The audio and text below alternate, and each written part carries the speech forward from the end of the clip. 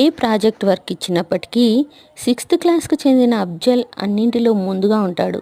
అది ఏదైనా కానివ్వండి, దాన్ని కలర్ఫుల్గా, బ్యూటిఫుల్గా, స్మార్ట్గా, వర్కింగ్గా, ఇలా చెప్పాలంటే చాలా చాలా రకాలుగా ఎక్సలెంట్గా చేసుకొని వస్తాడు అఫ్జల్.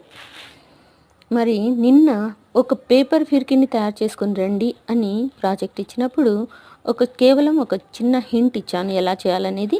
దాన్ని బేస్ చేసుకొని ఆ అబ్బాయి కలర్ఫుల్గా తీసుకుని వచ్చాడు చూడండి. ఓన్లీ పేపర్ ఫిర్కి మాత్రమే కాదు, ఒక ఫ్లవర్, ఇంకా ఒక బెల్ లాంటి ఐటెంను కూడా చేసుకొని వచ్చాడు. మరి ఇటువంటి అఫ్జల్కి ప్రాజెక్టులో 5/5 వేయాల్సిందే కదా. Thank you Afzal, you are great.